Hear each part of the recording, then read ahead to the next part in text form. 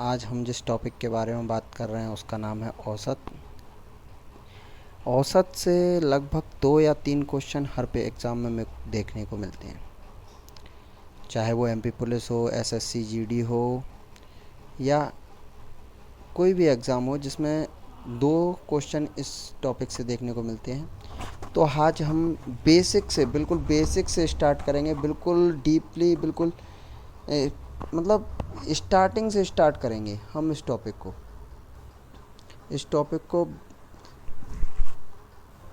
तो आज हम इस टॉपिक को स्टार्ट करते हैं। तो सबसे पहले तो हम फार्मूलों की बात करते हैं। इसमें ये 2 फार्मूले बेसिक रूप से लिए जाएंगे, जिनमें से पहला फार्मूला औसत। असल में औसत होता क्या है, अपन इसके बारे में जानते हैं कि औसत वह योग है जिसे इक्वल कहा जाता है। जैसे किसी भी चीज़ को समान रूप से बांटना औसत कहलाता है। कि जैसे कि एक घर में किसी व्यक्ति को 60 रुपये दे दिए जाएं, दूसरे व्यक्ति को 20 रुपये दे दिए जाएं और तीसरे व्यक्ति को 10 रुपये दे दिए जाएं। क्या ये समान है? क्या ये समान है? नहीं। लेकिन इन तीनों को जोड़ेंगे और इनमें है ना, कितने लोग हैं? 3 लोग हैं, तो 3 का भाग दे देंगे। जैसे ही अपन इन तीनों को लोगों को जोड़ेंगे तो कितना हो जाएगा? 90। 90 में अगर अपन ने 3 का भाग दे दिया तो हो गए 30। तो 30 इज राइट। अगर हम प्रत्येक व्यक्ति को अगर 30-30 रुपये दें तो वो तीनों के पास 30-30 पहुंच जाएंगे। तो इसमें चाहे रुपए हों, चाहे अपना इसमें अगर सब मतलब अगर एग्ज़ाम में अगर क्वेश्चन में कोई किलोग्राम पूछे तो किलोग्राम में भी ऐसा ही करना है। कोई वाटर दे दे, पानी पूछे कि इतना लीटर पानी है, लीटर है तो लीटर में भी वही होगा। हमेशा इक्वल करना है। और ये जो दूसरा वाला फॉर्मूला है, कुल योग इजिकल टू औसत इंटू कुल संख्या, ये वाला फॉर्मूला भी बहुत ही इम्पोर्टेंट है। मैं आपको बताऊंगा इसको कहाँ यूज करना है और इसका कम से कम उपयोग, मतलब फॉर्मूलाओं को वैसे तो मैं कम से कम ही उपयोग कराऊंगा, लेकिन कुछ चीज़ें जो है जो बेसिक हैं उनका तो उपयोग करना ही पड़ेगा। तो उसी टॉपिक पे बात होगी अपनी। और चलो अब हम सवाल की ओर दौड़ते हैं। ठीक है, सवाल लेते हैं। जैसा कि ये लिखा हुआ है 20, 75, 15, 125 और 18 का औसत क्या होगा। तो सबसे पहले तो हम जानते हैं कि औसत इज इक्वल टू कुल योग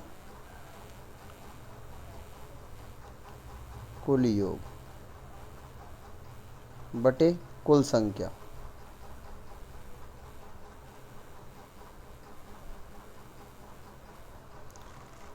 योग कर लो इनका। 20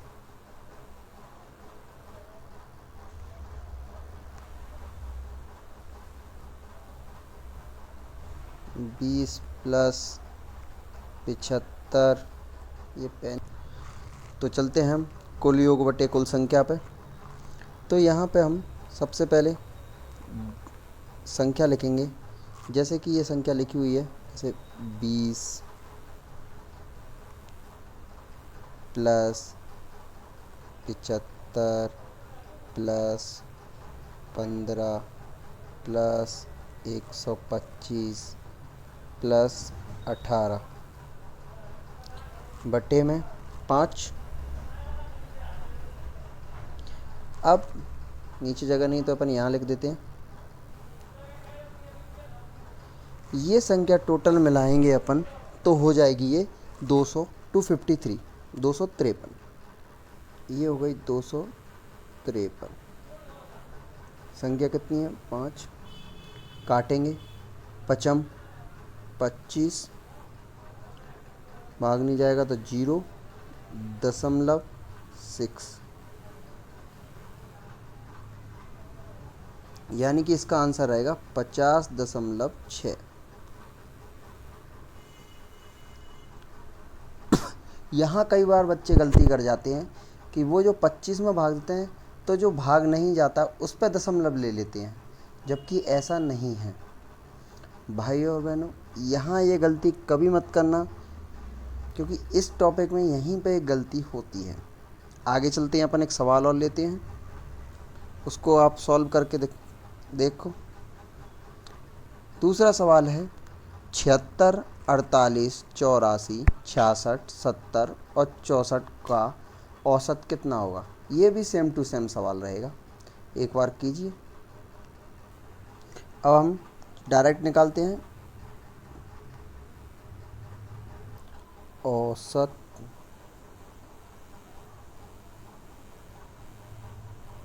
बराबर 76 plus 48 plus 84 plus 66 plus 70 plus 64। ठीक है, टोटल संख्याएं 6। अब इनका हमको टोटल करना है, तो अब अगर हम इनका टोटल करते हैं तो आता है 408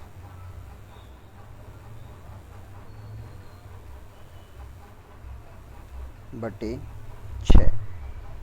6 से काट देंगे, 6 36, 4 बचे 6 8 48, 68 आंसर, यही आंसर। चलो अब हम आगे के क्वेश्चन पे चलते हैं। ये पूछे जाते हैं औसत से रिलेटेड, और कई पेपरों में मैंने भी रियलाइज़ किया है कि हाँ, इस टाइप के आगे हम जो भी सवाल लेंगे वो वही लेंगे जो कहीं ना कहीं परीक्षा में आए हुए हों, चाहे वो एमपी पुलिस में हो, चाहे वो एसएससी जीडी में हो। चलो हम इसको सॉल्व करते हैं। 20 संख्याओं का औसत 30 है, तो 20 संख्याओं का औसत, एक मिनट में पेन बदल लूँ। हाँ दोस्तों, 20 संख्याओं का औसत, 20 संख्याओं का औसत 30 है, तो हमने 20 संख्या लिख ली। 20 औसत कितना है 30, 30 में इंटू करेंगे हम 20 का, तो इजिकल टू हो जाएगा 600। अब वो क्या बोला, 30 संख्याओं का औसत 20 है, तो 30 संख्याएं इधर लिख लो, का औसत कितना है 20, तो 20 संख्या कितनी है 30, इजिकल टू 600। ठीक है, अब 600 और 600 कितने होते हैं 1200, और 30 और 20 50। अब निकालेंगे हम औसत।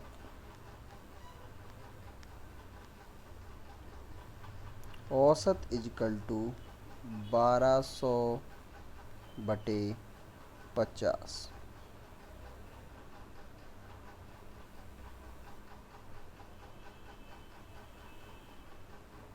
जीरो से जीरो, 5 से अगर हम इसको काट दें तो 24, 24 यही आंसर है।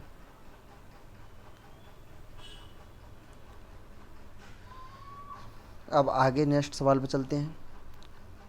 अगर आपको ये समझ में नहीं आया हो तो मेरे को बताना, तो कमेंट करके, तो मैं दूसरा इसी टॉपिक को दूसरी तरीके से मैं बताऊंगा।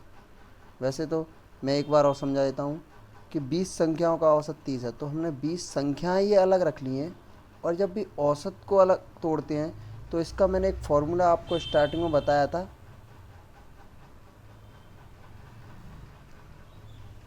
कुल योग वाला। कुल योग, कुल योग इजिकल टू औसत गुणा संख्या, ये वाला हमने फॉर्मूला का उपयोग किया है, औसत गुणा संख्या का उपयोग किया है। और इसको खोल, नेक्स्ट सवाल देखिए, आपको बिल्कुल समझ में आएगा। ये सवाल है, इस सवाल को हल कीजिए। 40 संख्याओं का औसत 50 है तथा 50 संख्याओं का औसत 40 है, तो सभी संख्याओं का औसत क्या होगा। तो दोस्तों इस सवाल को हल कीजिए। 40 संख्याओं का औसत 50 है, तो पहले 40। दोस्तों अब हम इस सवाल को हल करते हैं। इस सवाल को हल करके सबसे पहले हम लिखते हैं 40 संख्याओं का औसत। तो 40 संख्याएं, ये संख्याएं लिख ली हमने। औसत कितना है 50, तो 50 में गुणा कर देंगे हम 40 का, इजिकल टू 2000। फिर कितनी 50 संख्याएं, तो 50 संख्या हम इधर लिख लेंगे, ये योग होगा। संख्याओं का औसत 40 है, तो 40 इधर लिखेंगे, इंटू करेंगे 50 से, तो इजिकल टू ये भी होगा 2000। अब 2 और 2 4000, ये हमारी कुल संख्याएं आ गई 4000, वो कुल योग आ गया 4000, और संख्याएं आ गई हमारी 90। तो औसत निकालने का फॉर्मूला, औसत इजिकल टू 4000 90, कुल संख्या है 90, 0 से 0, 4 से काट दो तो 44 सही 4/9, यही हमारा आंसर है। तो है गाइस, कैसी लगी आपको वीडियो। अगर इस तरीके की वीडियो अगर आप और चाहते हैं तो मेरे वीडियो को लाइक करें, चैनल को सब्सक्राइब करें, इससे मैं और मोटिवेट हूँगा और इस प्रकार की वीडियो और आपके लिए लेकर आऊँगा। कल की वीडियो में हम इससे आगे के सवाल देखेंगे जो कि कहीं ना कहीं पेपर में आए। मैं केवल वही टॉपिक लेके आऊँ, जो वही परीक्षा जो लेके आऊँगा जो कहीं ना कहीं परीक्षा में आए हुए हैं।